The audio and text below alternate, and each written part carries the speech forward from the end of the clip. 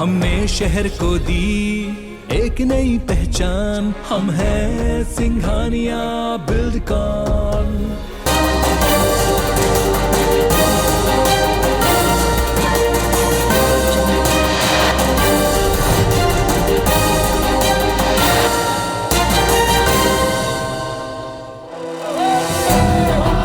जो सत्य है उसको सही स्वरूप में देश के सामने लाना देश की भलाई के लिए होता है। 370 हटे कितने दिन हो गए, लेकिन किसी को बसाने की कोशिश नहीं की गई। क्यों आदिवासी को भगाए? इसका भी फिल्म बनना चाहिए, इसका भी रिकॉर्ड होना चाहिए। उस बर्बरता की सच्चाई को बयान करती है the Kashmir files.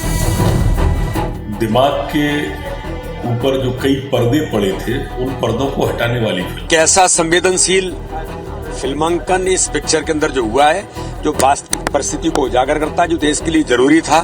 Film the Kashmir files को लेकर देश में हर तरफ बवाल मचा हुआ है। फिल्म की कहानी कश्मीरी पंडितों का दर्द बयां करती है। ये कहानी कश्मीर में 90 के दशक में हुए आतंक और नरसंहार की है, लेकिन पर्दे के बाहर फिल्म की कहानी पर सियासी रार मचा है। दरअसल मुद्दा कश्मीरी पंडितों से जुड़ा है, जिसे बीजेपी लगातार उठाती रही है। मुद्दा कश्मीर के हिंदुओं के पलायन का है, लिहाजा फिल्म के बहाने बीजेपी एक बार फिर कांग्रेस को सवालों के कटघरे में खड़ा कर रही है। इधर कांग्रेस पार्टी बीजेपी पर नफरत के बीज बोने का आरोप लगा रही है। फिल्म को लेकर मध्य प्रदेश छत्तीसगढ़ की सियासत अछूती नहीं रही। आरोप प्रत्यारोप के बीच बुधवार को दोनों राज्यों के मुख्यमंत्री ने अपने पूरे मंत्रिमंडल के साथ फिल्म देखी और फिल्म देखने के बाद प्रतिक्रिया देते हुए विरोधियों पर निशाना साधा। हमारे अपने देश में, हमारी धरती पर हमारे भाई बहनों के साथ ऐसे अमानुषिक अत्याचार हुए हैं, उस बर्बरता की सच्चाई को बयान करती है द कश्मीर फाइल्स। देखने के बाद बता रहे हैं कि पिक्चर आधी अधूरी है, पूरी सच नहीं बताई गई है और उसका समाधान कुछ नहीं है। और ऐसे पिक्चर जिसमें समाधान नहीं है, उस दिशा में कोई प्रयास नहीं है, कोई संदेश नहीं देने की कोशिश, केवल हिंसा दिखाने की कोशिश है, मैं नहीं समझता इसका कोई औचित्य है। मध्य प्रदेश की शिवराज सरकार फिल्म को टैक्स फ्री कर चुकी है। बीजेपी और संघ सिनेमा हॉल बुक कराकर लोगों को फ्री में फिल्म दिखा रहे हैं। यहाँ तक कि विरोध करने पर कांग्रेस नेताओं को भी फिल्म देखने का आमंत्रण भेजा जा रहा है। कश्मीरी पंडितों का दर्द बयां करती इस फिल्म पर कांग्रेस और बीजेपी नेताओं के सोशल मीडिया अकाउंट्स भी जंग के मैदान में तब्दील हो चुके हैं। मध्य प्रदेश के गृह मंत्री नरोत्तम मिश्रा ने जम्मू में कश्मीर फाइल्स को देखा, तो वहीं सांसद राकेश सिंह ने जबलपुर में फिल्म देखने के बाद कांग्रेस पर हल्ला बोला। वहीं इस फिल्म के बहाने बीजेपी पर ध्रुवीकरण कर समाज को बांटने के आरोपों पर केंद्रीय मंत्री प्रहलाद पटेल ने जवाबी हमला बोला। दिमाग के ऊपर जो कई पर्दे पड़े थे, उन पर्दों को हटाने वाली फिल्म थी। किस तरह से इतिहास को भी तोड़ मड़ोड़ कर पेश करने का काम ये कम्युनिज्म सोच वाले लोग कर सकते हैं, ऐसी कल्पना नहीं। राहुल गांधी जी तथाकथित जनेऊधारी ब्राह्मण होने का दावा चुनाव के समय पर करते हैं कि मैं भी कश्मीरी पंडित हूँ। उनमें हिम्मत है तो एक बार आवाज देकर बताएं, कहें सोनिया गांधी जी, राहुल गांधी जी देश को कि जो कश्मीरी पंडितों पर अत्याचार हुआ वो गलत था। मैं हमेशा से मानता हूँ कि दर्द बड़ा था, लेकिन जो कांग्रेस की जो मतलब विफल नीतियाँ थी, या मैं कहूँ कि नज़रअंदाज करने की जो प्रवृत्ति थी, उसने सब बातों को नासूर बनाया और उसका ये विभत्स चेहरा है जो आज समाज के सामने आया। मध्य प्रदेश में बीजेपी के बाद अब कांग्रेस नेता और विधायक भी फिल्म कश्मीर फाइल्स देखेंगे। विधायक पीसी शर्मा ने 21 मार्च के लिए 50 सीटें बुक करवाई हैं। वहीं छत्तीसगढ़ बीजेपी लगातार प्रदेश में फिल्म को टैक्स फ्री करने की मांग उठा रही है। बीजेपी नेताओं ने टैक्स फ्री का मुद्दा विधानसभा में भी उठाया। भाजपा की मांग पर मुख्यमंत्री भूपेश बघेल ने कहा कि केंद्र सरकार पूरे देश में इस फिल्म पर छूट प्रदान करे। इसी बीच कैबिनेट मंत्री कवासी लखमा ने बस्तर पर भी फिल्म बनाने और बस्तर की सच्चाई को सबके सामने लाने की मांग उठाई। लखमा ने कहा कि आजाद हिंदुस्तान में 300 घर एक साथ कभी नहीं जलाए गए। मैं शुरू से विधानसभा के अंदर, विधानसभा के बाहर बोलता था कि बस्तर के लोग, आदिवासी लोग पलायन किया है। क्यों आदिवासी को भगाए? इसका भी फिल्म बनना चाहिए, इसका भी रिकॉर्ड होना चाहिए। कितना घर जला, कितना घर तोड़े, उसको भी फिल्म बनना चाहिए। बहरहाल कश्मीर फाइल्स पर्दे पर तो दम दिखा ही रही है, देश प्रदेश की सियासत में भी इस फिल्म का दम दिख रहा है। बीजेपी फिल्म के बहाने कश्मीरी पंडितों के साथ अत्याचार को मुद्दा बनाकर खुद को राष्ट्रवादी पार्टी का प्रतीक बनाकर उभारने के काम में जुटी है, तो दूसरी तरफ कांग्रेस इस फिल्म को आधा सच बताकर बीजेपी पर अपना एजेंडा चलाने का आरोप लगा रही है। कुल मिलाकर कश्मीरी पंडितों के दर्द पर बनी ये फिल्म देश के साथ साथ मध्य प्रदेश और छत्तीसगढ़ में भी सियासी वार पलटवार का सबब बनी हुई है। Bureau report, IBC 24। नमस्कार, मैं पुनीत पाठक हूं और आज आप इस रिपोर्ट को देखकर समझ गए होंगे कि आज का जो हमारा मुद्दा है वो इस वक्त का देश का सबसे चर्चित और सबसे ज़्यादा सुर्खियों में रहने वाला टॉपिक है। एक फिल्म रिलीज हुई 11 मार्च को, नाम है द कश्मीर फाइल्स, और इस फिल्म में कश्मीरी पंडितों के दर्द को बेहद संवेदनशीलता के साथ में ज्यों का त्यों दिखाने की कोशिश की गई।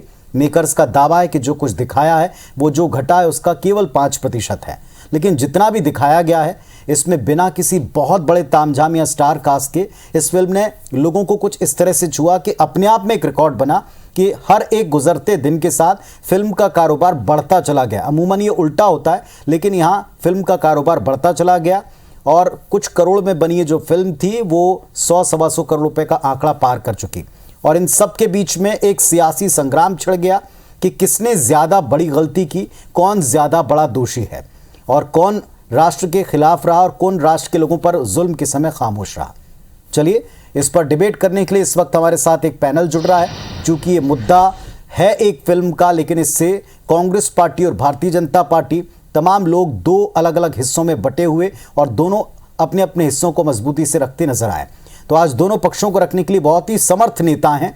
सुरेंद्र शर्मा जी हैं, कांग्रेस पार्टी के जिम्मेदार और कद्दावर नेता जो अपनी बात बड़ी संवेदनशीलता से रखते हैं। केदारनाथ गुप्ता जी हैं, भारतीय जनता पार्टी के छत्तीसगढ़ इकाई के एक बहुत ही सुलझे हुए नेता जो खुद इस फिल्म को कई सारे लोगों को दिखा चुके हैं और लगातार लोगों से अपील करते हैं कि उन्हें देखना चाहिए।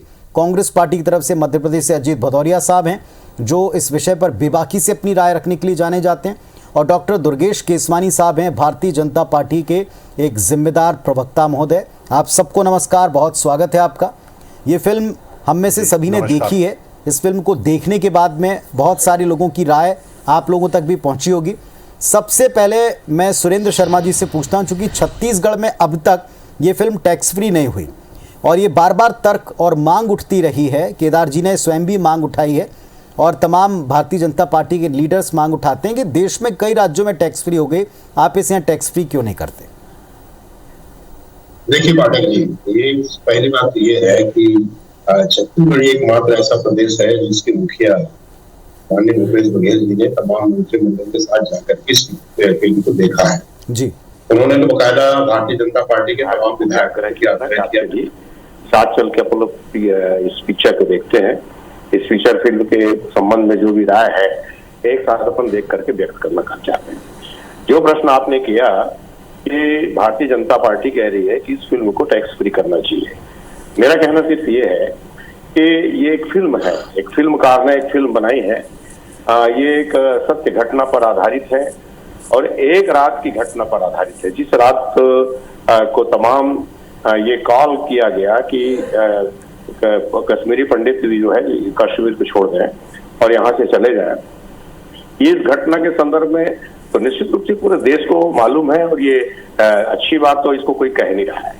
सवाल इस बात का है कि अगर वास्तविक में भारतीय जनता पार्टी कश्मीरी पंडितों के प्रति इतनी संवेदनशील है तो फिल्म को टैक्स फ्री करने के बजाय अगर ये घोषणा करते कि तमाम जो कश्मीरी पंडित हैं उनकी शिक्षा को हम पूरी करेंगे, बेहतर होता।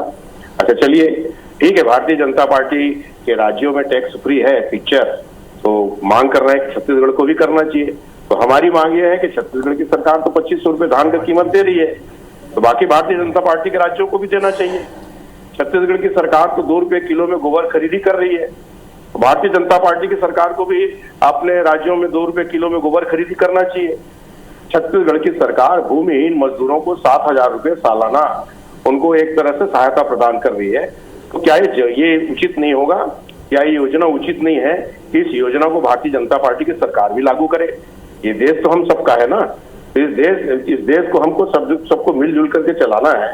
तो निश्चित रूप से ये कहना कि अच्छा, दूसरी बात, इस फिल्म को जिस ढंग से भारतीय जनता पार्टी प्रमोशन कर रही है पाठक जी, दरअसल में बात यहाँ पर आकर के बड़ा गंभीर विषय बन जाता है। कि एक सिनेमा है, एक सिनेमा वाले ने सिनेमा बनाया, दर्शक देखें उसको, दर्शक देख के अपनी राय बनाए। और निश्चित रूप से उस फिल्म की प्रामाणिकता के संदर्भ में मैं कुछ नहीं कहूंगा, क्योंकि इसमें मेरा कोई गहन अध्ययन नहीं है कि इसके संबंध में टिप्पणी कर सकूं। मगर ये बात तो सब लोग जानते हैं कि ये घटना कश्मीर में घटी थी और इस घटना के वजह से काफी तादाद में कश्मीरी पंडितों को कश्मीर से बाहर होना। मगर सवाल इस बात का तो जरूर पैदा होता है कि जिस ढंग से कांग्रेस के प्रति हमलावर होने की भारतीय जनता पार्टी कोशिश कर रही है, मगर उस समय तो देश के प्रधानमंत्री विश्वनाथ प्रताप सिंह थे, देश के गृह मंत्री मुफ्ती मोहम्मद शहीद थे, वही मुफ्ती मोहम्मद शहीद जिसकी बिटिया के साथ, महबूबा मुफ्ती के साथ अभी कुछ समय पहले तक भारतीय जनता पार्टी कश्मीर में सरकार चला रही थी। तो दरअसल में एक पूरे पॉलिटिकल नरेटिव जो बनाने की कोशिश कर रही है भारतीय जनता पार्टी। आपत्तिजनक बात इस बात पे है, उस फिल्म के न कोई विरोध है, न उस फिल्म पे कोई आपत्ति है, न उसके संबंध में हमें कुछ कहना है। निश्चित रूप से एक घटना घटी थी, इस घटना के संबंध में अच्छी पिक्चर बनी है, कलाकारों ने बहुत अच्छा काम किया है, डायरेक्शन चुस्त दुरुस्त है, इसमें कोई दो मत की बात नहीं है। मगर सवाल इस बात का है कि एक मेरे जहन में एक बात आ रही पाठक जी कि क्या ये देश मिलजुल के नहीं रह सकता? क्या हम सुख और दुख को बांट के भोग नहीं सकते? क्या हमारा देश इन लड़ाइयों को, आपसी लड़ाइयों को छोड़ करके क्या देश की समस्याओं के खिलाफ लड़ने के लिए तैयार नहीं है? सुरेंद्र जी, ये जो प्रश्न है बड़ा गंभीर प्रश्न है। सुरेंद्र जी, आप जो बातें कह रहे हैं वो पॉजिटिव बातें, कंस्ट्रक्टिव बातें, लेकिन आप इस फिल्म को देख चुके हैं, आप भी जानते हैं कि इसमें जो कुछ भी दिखाया, वो जो कुछ नेगेटिव घटा है उस नेगेटिव को दिखाया और एक लॉजिक, एक तर्क रखा गया इसे प्रमोट करने वालों की तरफ से कि जब तक आप इस सत्य को जैसा हुआ है वैसा स्वीकार नहीं करेंगे, कर्टेन डालेंगे इस पर, तब तक ये बार बार उभरने की, सामने आने की कोशिश करेगा। मैं आपके पास 2 मिनट बाद फिर आऊँगा, जो बात आपने की उसको आगे बढ़ाऊँगा। लेकिन केदारनाथ गुप्ता जी, आपको मैंने देखा लगातार आप लोगों को भी मोटिवेट करते रहे कि आप सबको ये फिल्म देखना चाहिए, इस फिल्म को ज़रूर सब तक पहुंचना चाहिए। और इसमें यहाँ तक भी गए भारतीय जनता पार्टी के नेता कि वो लोगों को थिएटर के थिएटर बुक कराकर इस फिल्म को दिखा रहे हैं, खुद देखने के साथ साथ अपने साथियों को दिखाने के साथ साथ। क्या एक पॉलिटिकल टूल की तरह इस फिल्म को बीजेपी इस्तेमाल करी, जो बार बार बीजेपी पर आरोप लग रहा? फिल्म अच्छी है, कलाकारों ने काम बेहतर किया है, सच्ची फिल्म है, इसमें कहीं किसी को कोई शंका नहीं, किसी ने इसके खिलाफ नहीं बोला। लेकिन क्या एक नैरेटिव सेट या हमारे लिए कंफर्टेबल नैरेटिव है उसको दिखाने की कोशिश की गई, इसीलिए आप इसे इतना प्रचारित कर रहे हैं?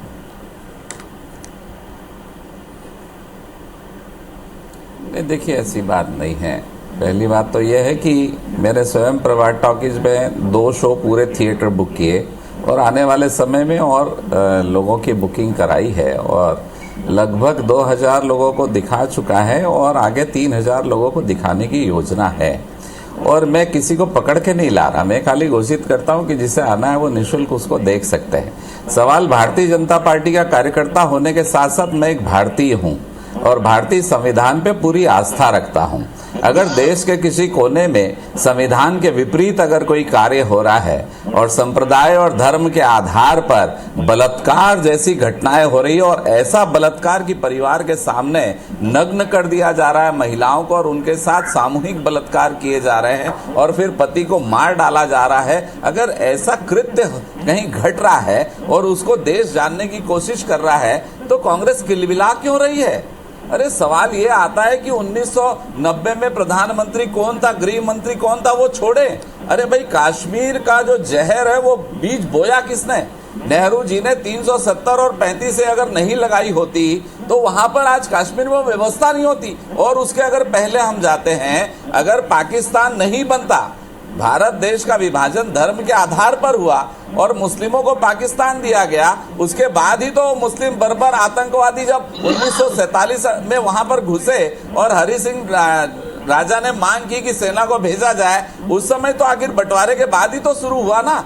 क्यों वो दुर्दांत आतंकवादी वहां से घुसे पाकिस्तान से? क्यों पाकिस्तान अलग हुआ था? और जब अलग हुआ तो फिर जम्मू कश्मीर में क्यों घुसे? उसके बाद प्रधानमंत्री क्या कर रहे थे?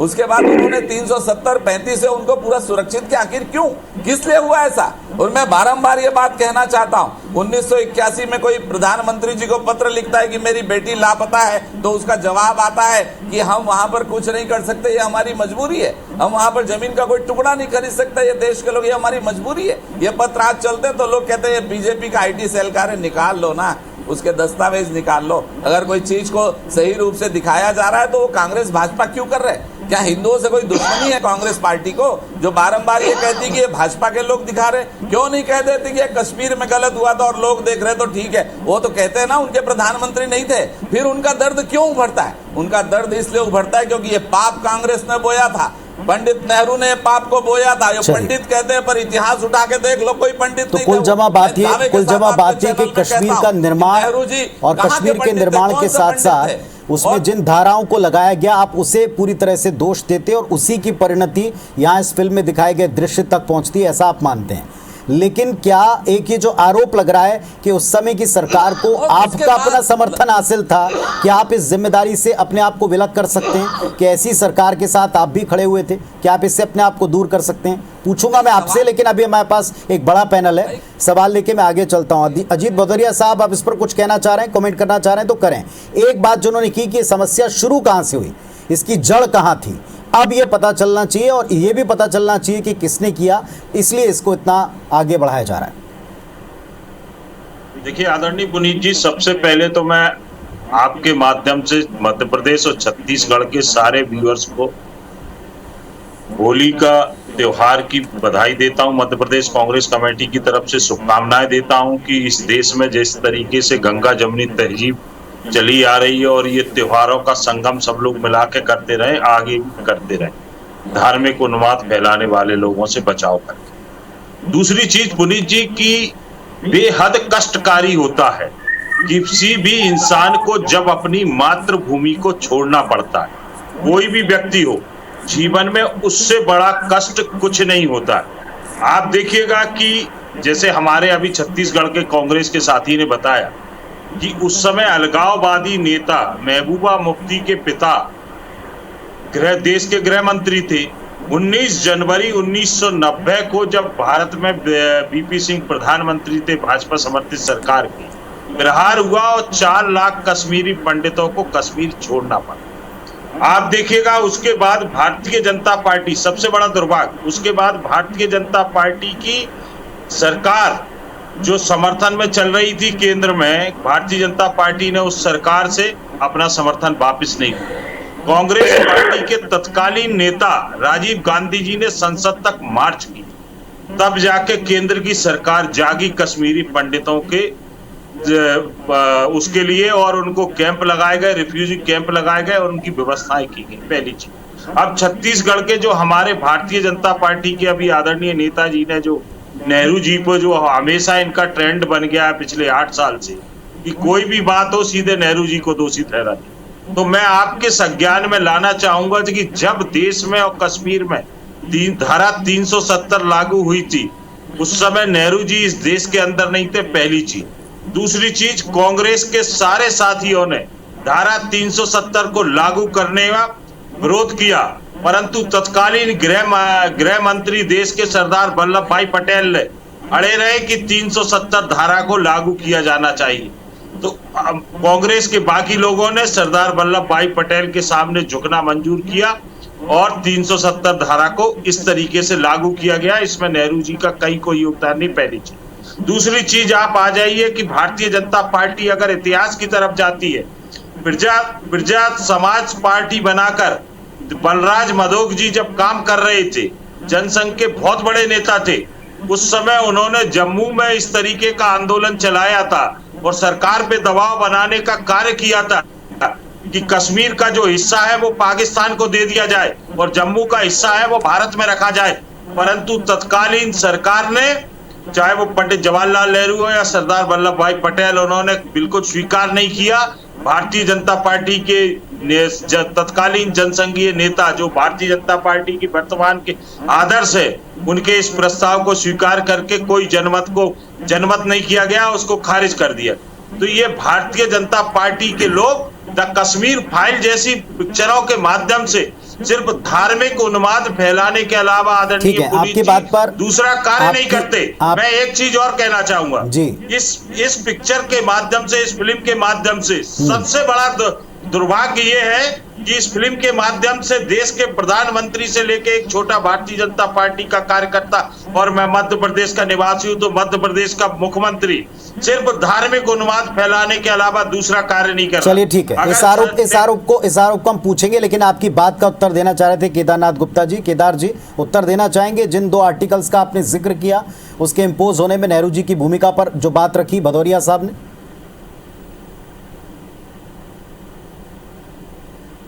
साहब, नेहरू जी कहाँ चले गए थे?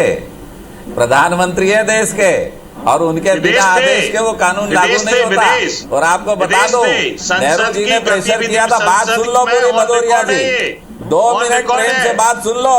अभी रंग पंचमी है, होली में उस दिन लाल हो गए, मैं तो आज ही लाल कर देता हूँ आपको। बातों से सुन लो मेरी बात, बहुत अच्छी मनाई जाती है आपके मध्य प्रदेश में रंग पंचमी। बात सुन लो, भीमराव अंबेडकर जी को नेहरू जी ने प्रेशर किया था कि आप 370 आर्टिकल को पूरा बनाएं, पर माननीय भीमराव अंबेडकर जी ने कह दिया था वो भारत का अभिन्न अंग है, दूसरा कानून वहां लागू नहीं होना चाहिए, भारत का संविधान लागू हो। इस पर फिर आखिर शेख अब्दुल्ला को नेहरू जी ने कहा था कि आप क्या चाहते हो वो बना के दो, तो शेख अब्दुल्ला ने जो बनाया था ना, नेहरू जी ने उसी को लागू किया। लाल हो जाओगे, लाल हो जाओगे आप। पंचमी के पहले क्या बात करते हो, कुछ भी बात करते हो, राजनीति नेहरू जी और सरदार पटेल के बीच में जो पत्राचार हुआ है, वो पत्राचार सबके सामने है। आपने भी पढ़ा होगा उस पत्र को, जिस पत्र में साफ तौर पे ये कहा गया है कि 370 को लागू। आप संसद की गतिविधि देखिए, संसद का ऑन रिकॉर्ड उठा के देखिए। आप क्यों ये झूठ परोस रहे हैं?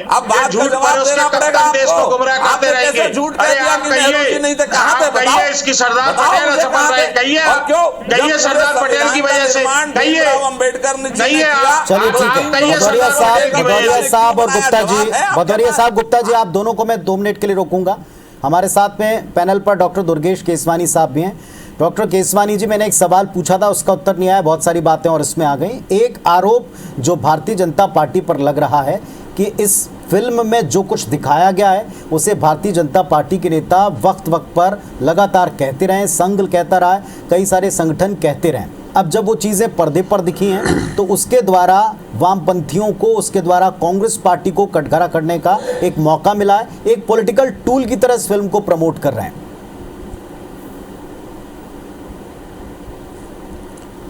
देखिए, कहीं भी कोई टूल किट के जो ये तो टूल किट तो कांग्रेस का शब्द है। गुप्ता जी भी यहाँ पे हमारे बैठे हैं, छत्तीसगढ़ के प्रवक्ता। तो जो ये टूल किट का जो शब्द है ये कांग्रेस की डिक्शनरी का शब्द है। और क्यों नहीं देश को जानना चाहिए कि जिस पॉलिटिकल पार्टी ने देश में सबसे ज़्यादा समय तक राज किया, आज वो तिल मिला रहे हैं इन बातों को देखकर। क्यों नहीं गए पिक्चर देखने ये भैया? अगर आपको कोई आप में राष्ट्रवादी बात थी, आप राष्ट्र की चिंता करते हैं, आप देशभक्त संगठन है, तो आपको भी जाना चाहिए था। आपको किसने रोका पिक्चर जाने से? और क्यों नहीं आपको, क्या वो हिंदू इस देश का हिस्सा नहीं थे क्या? हम तो हमेशा से ये चीज बोलते हैं, कश्मीर हो या कन्याकुमारी, भारत माता एक हमारी। जब भारत माता एक है, जब हिंदुस्तान एक है, तो इस चीज से परहेज क्यों कर रहे हैं मेरे कांग्रेस के साथी? क्यों नहीं स्वीकार कर रहे हैं कि ये उनकी गलतियों का नतीजा है? जिस तरह से उस पिक्चर को देख के एक आम आदमी के रोंगटे खड़े हो जाते हैं जब वो विभत्स दृश्य, जब वो जिहादी होली जब वो देखता है, तो निश्चित रूप से उसके मन में बैठी हुई ये बात निकल के आती है कि ये कैसी सरकार थी। और चलो, आप बोल रहे नेहरू जी को छोड़ दें हम, जब विभाजन जो आपने किया था वो किस आधार पर, जातिगत आधार पर विभाजन किया था? जो कुछ परसेंट अल्पसंख्यक वहां हिंदू थे पाकिस्तान में, वो आज 1 या 2% मुश्किल से बचे हैं पुनीत जी।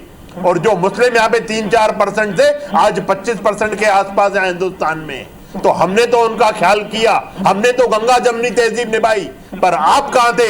नेहरू जी कहां थे? और कांग्रेस के सभी नेता कहां थे? क्यों नहीं आपने ये सुध ली कि उस देश में, पाकिस्तान में हमारे हिंदू अल्पसंख्यक भी रहते हैं, उनको क्यों नहीं उनके हितों की रक्षा करने की बात आपने कभी मन में सोची? और अभी आप टीवी पे बैठ के दो मुंही बात कर रहे हो भदौरिया जी कि पीड़ा होती है आपको, किस तरह की पीड़ा हुई। हम भी विभाजन का दंश झेल के आज दिनांक तक नागरिकता नहीं दे पाई ये सरकार कांग्रेस की, 60-65 सालों में नागरिकता नहीं दे पाई और उनको दुख हो रहा है इन चीजों का। मुझे लगता है कि देश के साथ देश में उत्तर दीजिएगा भदौरिया जी इन बातों को पेश करने का काम कांग्रेस ने किया है। जो काम कांग्रेस ने किया है, क्यों नहीं इनके मन में वो कसक बैठी कि कैसे हिंदू कश्मीरियों को वहां पे गोली से मारा गया, कैसे उनकी बहनों की, कैसे उनकी माताओं की इज्जत लूटी गई। ये सुनिए दुर्गेश जी, ये कांग्रेस के बनाए हुए संविधान का ही परिणाम है कि आप भारतीय जनता पार्टी के प्रवक्ता के रूप में बैठ के या टीवी पे ज्ञान दे रहे हैं। वो सिंध से आए हुए लाल कृष्ण आडवाणी जी, जिनको आपके नेता नरेंद्र मोदी ने पोटली में बांध के घर बैठा। मेरी बात दर्शक देखते हैं, मेरी बात देखो, आईबीसी चैनल को दर्शक देखते हैं और उसमें आप प्रतिक्रिया भी देते हैं। आप कृपया करके आप भी इस चीज को स्वीकार करना चाहिए। पार्टी हित से बढ़कर हटकर इसको बात करना चाहिए। आज जो कश्मीर फाइल पे हम बहस कर रहे हैं। चलिए ठीक है भदौरिया जी केसवानी साहब, आप दोनों को मैं यहाँ रोकता हूँ। भदौरिया जी एक मिनट, एक छोटा सा ब्रेक ले लूं। ब्रेक के बाद एक लाइन का सवाल जो यहाँ केसवानी जी ने भी पूछा, जो यहाँ पर गुप्ता जी ने भी पूछा कि क्या ये आपके पुराने समय में की गई गलतियां त्रुटियां थी और इसीलिए आज इस फिल्म को देखने में पीड़ा है। इसका उत्तर दीजिएगा आप भी, और मैं पूछूंगा सुरेंद्र जी से भी और उनकी बात को भी आगे बढ़ाऊंगा। चलिए, फिल्म कश्मीर फाइल्स 11 तारीख को रिलीज हुई। 8 दिन के भीतर 116 करोड़ से ज्यादा कमा चुकी है, ऑल टाइम ब्लॉकबस्टर बन चुकी है। इस फिल्म को प्रदर्शित होने के बाद प्रतिदिन इसकी कमाई के प्रतिशत में इजाफा हुआ और प्रतिदिन उतनी ही तेजी के साथ में इससे जुड़े तथ्य, तर्क, वाद विवाद, आरोप और उनका पलटवार, ये सब हम देख रहे हैं। इस वक्त हमारे साथ में 4 बहुत ही समर्थ नेता हैं जो अपने पक्ष को सबलता से रख रहे हैं। अजीत भदौरिया साहब, एक लाइन में इस बात का बार बार जवाब कांग्रेस पार्टी से मांगा जा रहा है कि ये जो पुराने समय में जो बीत गया उसमें हुई गलतियां हैं, त्रुटियां हैं, जिस पर पर्दा डाला गया और एक बड़े वर्ग को और खास तौर पर आज की जो यूथ पीढ़ी है जो इस घटना को शायद एक लाइन में छोटा मोटा उनको पता था क्या हुआ, जब वो इस तौर पर पर्दे पर देख रही तो उनके मन में भी सवाल है या उनके मन में भी सवाल लाया जा रहा है कि आखिर इसे दबाया छिपाया क्यों गया और इसमें कांग्रेस की भूमिका क्या रही। इस सवाल का जवाब क्या कांग्रेस पार्टी देने से बच रही है, इसीलिए इतनी तिलमिलाहट है जैसा बार बार बीजेपी का आरोप है? देखिए आदरणीय पुनीत जी, ये कांग्रेस पार्टी का ही मादा था, नेहरू जी का, सरदार पटेल का मादा था कि आज कश्मीर भारत का अभिन्न अंग है। ये मैंने आपको अभी चर्चा से पूर्व बता दिया कि संघ विचारधारा के बलराज मधोक चाहते थे, वो आंदोलन कर रहे थे कि जम्मू भारत का हिस्सा रहे और कश्मीर पाकिस्तान को दे दिया। नेहरू जी देश के प्रथम प्रधानमंत्री बने। जम्मू कश्मीर मामलों के जानकार पंडित श्यामा प्रसाद मुखर्जी, जिनकी तस्वीर लगा के आज भारतीय जनता पार्टी उनको आदर्श मान के काम करती चली आई है, उनको माननीय प्रधानमंत्री जवाहरलाल नेहरू ने उनको अपनी कैबिनेट में मंत्री बनाया। ये कांग्रेस पार्टी का और उनके नेताओं का कश्मीर के समाधान के लिए ये एक सकारात्मक पहल के लिए सबसे बड़ा कदम था। पुनीत जी, ये अपने आप में ही प्रदर्शित करता है देश में 47 साल तक कभी कोई इस तरह की बात नहीं हुई, परंतु 1990 में जैसे ही भारतीय जनता पार्टी की समर्थक सरकार आई और उसके समय ये कत्लेआम हुआ, जो कश्मीरी पंडित 4 लाख कश्मीरी पंडित भाइयों को अपनी मातृभूमि छोड़ना पड़ी।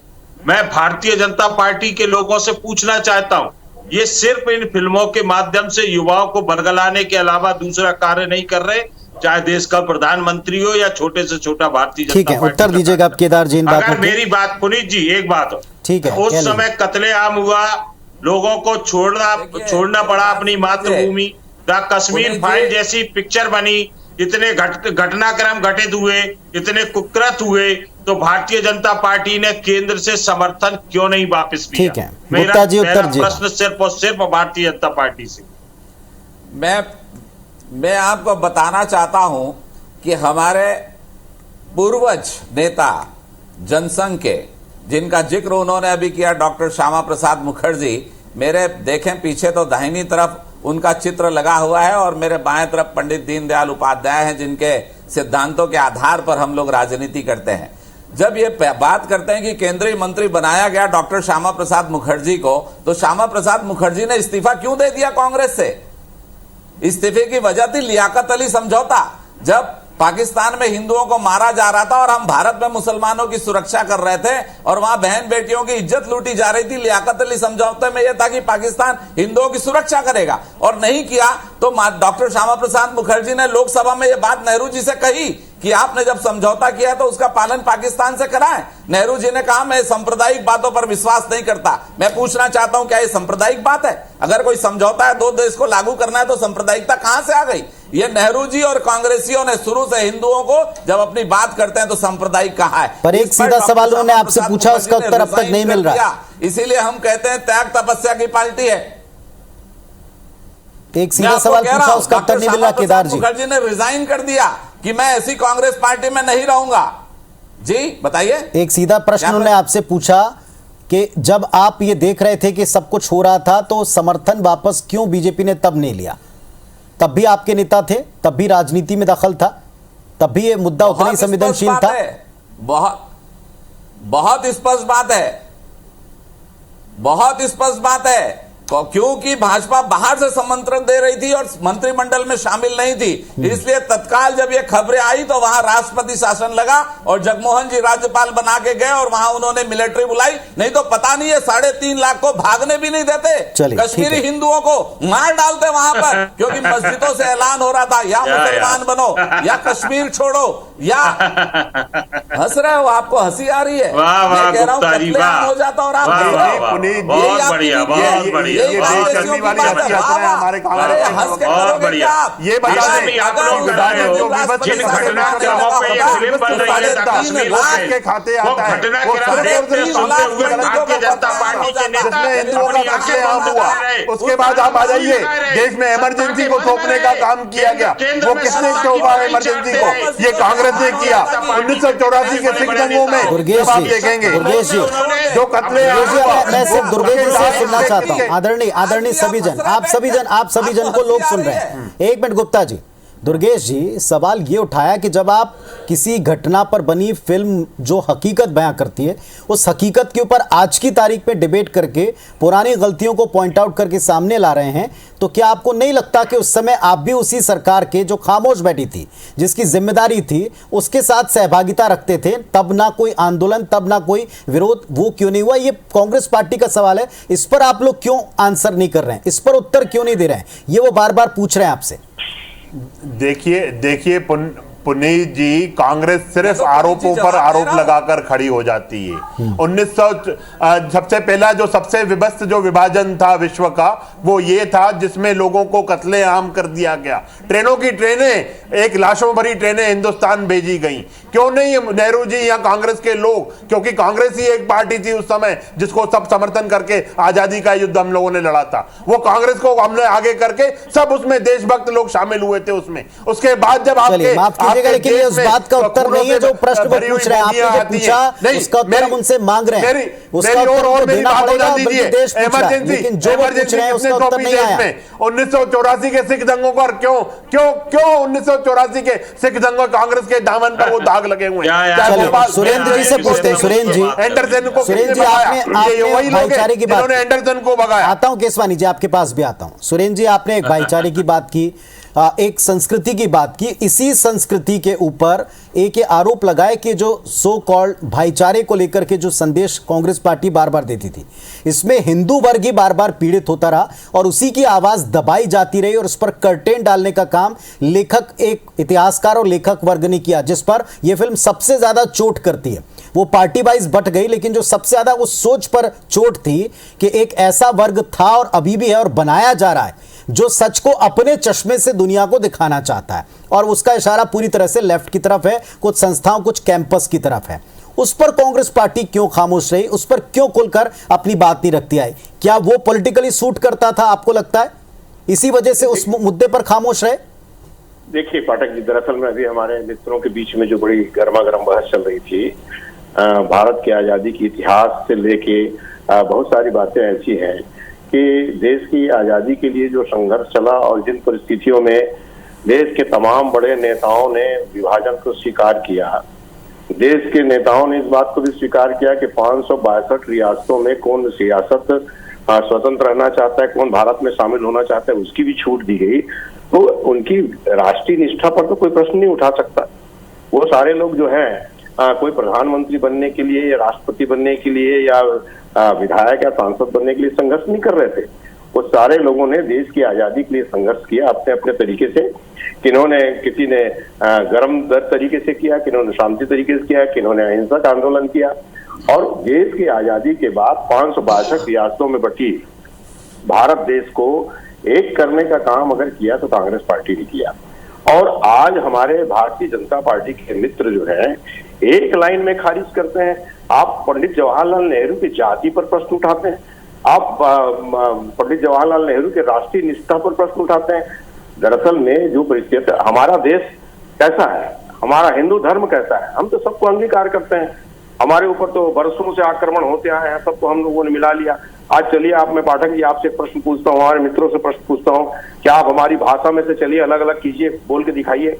आप हमारे खान पान में से कितना मिश्रित खान पान है, हमारी सभ्यता कितनी मिश्रित है, हमारे लोक व्यवस्था कितनी मिश्रित है। और मैं ये कह रहा हूँ कि वो घटना घटी, निंदनीय थी तो मगर जो आदमी उसके लिए जिम्मेदार है, जो सरकार उस वक्त जिम्मेदार थी, उस सरकार को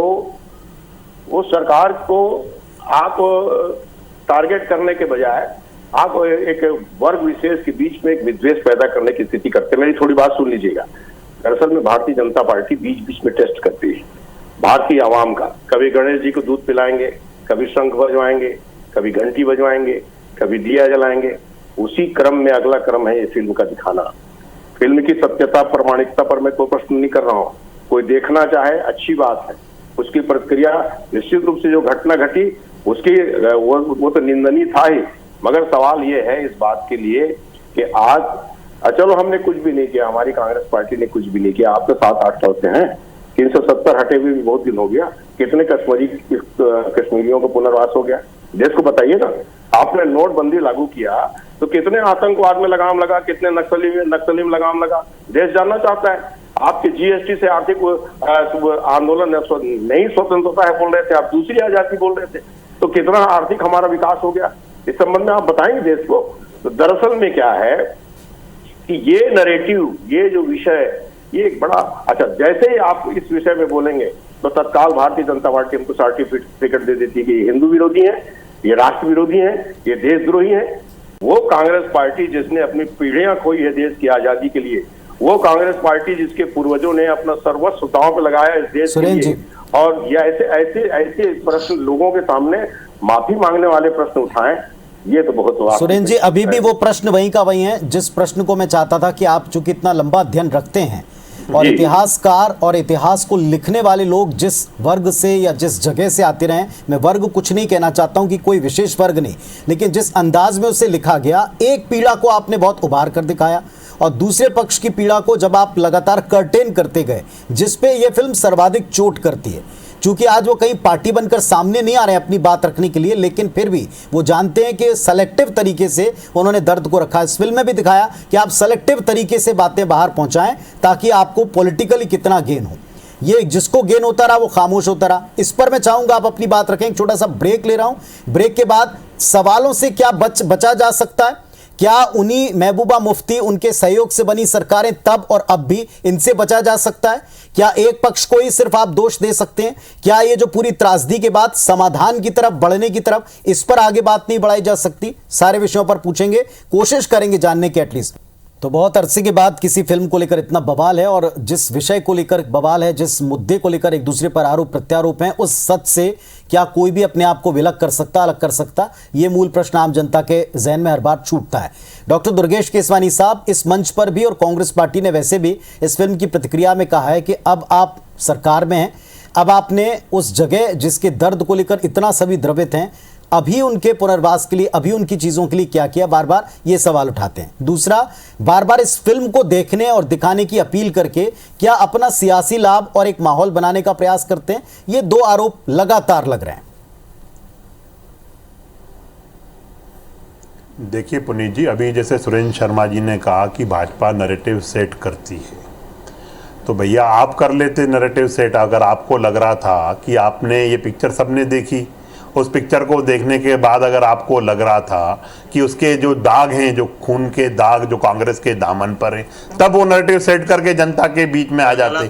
पर कहीं नहीं कहीं, क्योंकि चोर की दाढ़ी में तिनका होता है और वो तिनके के आधार पे वो समझ गए कि ये पूरा का पूरा जो कश्मीरी हिंदुओं का मामला है, उसके जो छींटे हैं वो कांग्रेस के दामन पर हैं। 1984 के छींटे भी कांग्रेस के दामन पर, विभाजन के भी दामन पर, और अपने भोपाल गैस कांड हुआ, एंडरसन को भगाने का काम भी किया तो कांग्रेस ने किया। तो कहीं ना कहीं इमरजेंसी जैसी चीजें थोप कर भी कांग्रेस नीट एंड क्लीन बनकर सामने खड़ी रहना चाहती है। निश्चित रूप से विभाजन की जो पीड़ा है, जिस दर्द की बात कर रहे हैं, वो हमने सहा है। हमने अपने मकान तक वहां छोड़ के आए हैं पुनीत जी। किसी जब उस दिन हम इस बैठेंगे, हंसने की बात नहीं है भदौरिया जी, ये हंसी निश्चित रूप से उन लाखों लाख हिंदुओं को कुठाराघात कर रही होगी, उन पे हमला कर रही होगी आपकी झूठी हंसी, अहंकारी हंसी, जिस अहंकार के वश आप हंस के ये बातों को करना चाहते हैं। जनता इसको अच्छा नहीं मानती है। जनता ने आपको पूरे देश में नकार दिया है भदौरिया जी। ये अहंकार की हंसी आप हंसते रहिए, पर जनता सब जानती है, और जनता आपको आने वाले समय में भी इसका देगी। जो 2 राज्य आपके पास बचे हुए हैं, निश्चित रूप से उसके लिए आपको घर पे बिठाएगी। हिंदुओं की माता, एक सवाल का उत्तर दीजिएगा, क्या कांग्रेस पार्टी किसी सच से अलग भाग रही है? पहला, और दूसरा, क्या ये जो कुछ भी फिल्म में दिखाया गया उसके छींटे कांग्रेस पार्टी पर हैं? क्यों पल्ला झाड़ के आप भागना चाहते हैं? क्यों आपको ये करना चाहते हैं? ये सिर्फ और सिर्फ भदौरिया जी उत्तर दीजिएगा। जान चुका ये पहले इनका ये ठीक है दुर्गेश जी, समय कम है, मैं चाहता हूं सबको सुना जाए। देखिए पुनीत जी, कांग्रेस पार्टी बिल्कुल समस्या से नहीं भागना चाह रही। कांग्रेस पार्टी ना कभी इल्जाम की, ना किसी को दोषारोपित करने की राजनीति करती रही। कांग्रेस पार्टी इनको मुंह तोड़ जवाब मिलेगा। अरे यार, मेरी बात तो जाने दीजिए। केसवानी, जहाँ पे हिंदू बेटियों की, आदरणीय केसवानी जी, उनको सुनने फिर आपके पास वापस आऊंगा। जी कहें भदौरिया जी, अपनी बात कहें। देखिए, सीधा प्रश्न है कि आप भारतीय जनता पार्टी जैसे अपने आप को राष्ट्रवाद सिद्ध करने के लिए भारतीय जनता पार्टी के प्रवक्ता लगे हुए हैं। कंधार में विदेश मंत्री को भेज के आतंकवादी ये छुड़वाए, लाल किले पे हमला इनकी सरकार के समय हो, संसद में हमला इनकी सरकार के समय हो, जब सभी दल बैठ के सब चर्चा हो, सारे लोग जब जाए, तब सभी सारे लोग जाए। अब आप बात हो जाने दीजिए दुर्गेश भाई, अब आप इंटरप्ट नहीं किया। राहुल गांधी से लेकर ये इनके छोटे कार्यकर्ता या टीवी पे राहुल गांधी उस समय राजनीति में नहीं थे। हिंदुओं को राहुल गांधी राजनीति में नहीं थे। थोड़ा हर बात को सोच समझ के बोला करो दुर्गेश भाई। राहुल गांधी जी उस समय राजनीति में नहीं थे। आप थोड़ा बातों को सोच के बोला करिए। नरेंद्र मोदी और अमित शाह की तरह मत बोलो कि 12वें के बाद इंटर के बाद 12वां करेगा उसको लैपटॉप दिया जाएगा। इस तरीके की बातें नहीं करो। मानवता ही नहीं है। जब आप मानवता होती तो आप कत्लेआम करवाया कश्मीर में भैया। आप लोगों ने सरकार महबूबा मुफ्ती के पिताजी मुफ्ती मोहम्मद को मारा गया है, कैसे बहन बेटियों की देश का कौन सा महबूबा के पिताजी तो आज आपके संरक्षण में सब कुछ हुआ। उस सरकार को समर्थन किसका? भारतीय जनता पार्टी का। चलिए ठीक है अजीत जी और केसवानी जी, आप दोनों से रिक्वेस्ट है मेरी, आप दोनों से रिक्वेस्ट है कि मुझे एक प्रश्न का उत्तर लेने दीजिएगा। ये प्रश्न मैं केदार जी से पूछ रहा हूं। केदार जी, आप बहुत देर से बोलना चाह रहे हैं, पर मैं चाहता हूं इस सवाल का जवाब आप जरूर दें। आगे बढ़कर समाधान चाहिए या पीछे की सारी गलतियों के ऊपर सियासत चाहिए? देश का युवा क्या ये नहीं पूछेगा?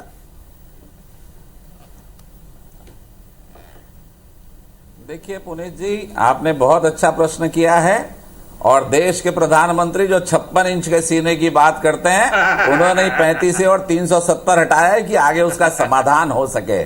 तो आपने जो प्रश्न किया उसका जवाब प्रधानमंत्री जी ने आज से 3 वर्ष पहले दे दिया और समाधान शुरू हो गया है। ये जो मेरे कांग्रेसी नेता भाई कह रहे हैं कि इसमें कांग्रेस पार्टी का क्या दोष, तो ये देख लो, ये फोटो यासीन मलिक के साथ मनमोहन सिंह हाथ मिला रहे हैं। आज यासीन मलिक जेल के अंदर है, सलाखों के पीछे। टेररिस्ट फंडिंग के आरोप है और इसने 4 कमांडरों की हत्या की थी और कहा था मैंने मारे और बोला था 25 हिंदुओं को मार डाला, उसके बाद गिनना कंधार में कौन छोड़ के आया था? कंधार में कौन छोड़ के आया आतंकवादी को? किसकी सरकार छोड़ के आई? गुप्ता जी बताइए, कंधार के अंदर आतंकवादियों को किसकी सरकार छोड़ के आई? किसकी सरकार छोड़ के आई? धमाक सरकारी धमाक की तरह आपने विदेश मंत्री के साथ कंधार भेजा आतंकवादी को, जो आज पूरे कश्मीर से लेकर पूरे हिंदुस्तान में। चलिए एक अंतिम बात, एक अंतिम प्रयास कर रहा हूं मैं। 1 मिनट, भदौरिया जी और गुप्ता जी, आप दोनों से अब निवेदन है। सुरेंद्र जी ये सवाल मेरा आपसे भी है, क्या इतने जिम्मेदार और वरिष्ठ नेता होने के नाते आपको लगता है कि कुछ चीजें ऐसी थी कि एक सेलेक्टिव पार्ट दिखाने से गुस्सा उबलकर आज यूं सामने आया? क्या इसे स्वीकार और उसी रूप में स्वीकार पहले कर लेना चाहिए था जो आज लोगों को लगता है कि कड़वा सच था जो छिपाया गया? बस इसका उत्तर चाहता हूं। देखिए, ये बात है कि सरकारें, जब कांग्रेस की भी सरकार रही, भारतीय जनता पार्टी की सरकार रही, कश्मीर की समस्या रही, अन्य समस्याएं भी रही, सभी सरकारों ने कुछ अच्छा काम किया, कुछ गलतियां भी की। सवाल इस बात का है, जो मेरे मन में एक व्यक्ति की हैसियत से, एक भारतवासी होने की हैसियत से जो मेरे मन में प्रश्न पैदा होता है, वो सिर्फ ये पैदा होता है कि आज एक बड़ी संख्या में सभी जाति के, सभी समाज के, सभी धर्म के लोग हिंदुस्तान में रहते हैं। ये एक सच्चाई है। 1947 में क्या हुआ, क्या नहीं हुआ, क्या होना चाहिए था, क्या नहीं होना चाहिए था, मगर आज हमारा देश बन चुका है। हमारा देश जिन परिस्थितियों में है, उन परिस्थितियों में क्या हम देश को किस दिशा में ले जाना चाहते हैं, प्रश्न इस बात का है। भारतीय जनता पार्टी आज देश की राजनीति में नहीं, देखिए बीच में मत बोला कीजिए। भारतीय जनता पार्टी को, भारतीय जनता पार्टी 1951-52 नहीं, केदार भाई सुन लो, मेरी बात तो सुन लो। मैं ऐसा कुछ नहीं कह रहा हूँ, जब से ये नारा लगा रहे हैं, मैं ऐसा कुछ नहीं कह रहा हूँ जिसमें आपको कुछ रखना चाहिए। मैं सिर्फ ये कह रहा हूँ कि आज देश ने आपको जनादेश दिया है, इस देश को एक रखने की, चलिए ठीक है। यहाँ शांति व्यवस्था रखने की जिम्मेदारी सुरेंद्र जी, गुप्ता जी, आप चारों विद्वान और तमाम दोनों पार्टियों के तमाम विद्वान जानते हैं कि इन तमाम चीजों से क्या कोई नैरेटिव सेट करके ही केवल अपनी सियासत चला सकता है, या जमीन पर काम करके उस वर्ग को देना पड़ेगा राहत का भी और गलतियों को सुधारने का भी? इसके उत्तर देने चाहिए दोनों पक्षों को, और वो अपने अपने हिसाब से जरूर देंगे या देना पड़ेंगे आने वाले वक्त में। बहुत शुक्रिया आप चारों का इस डिबेट में आने के लिए, अपने पक्ष रखने के लिए। धन्यवाद, नमस्कार।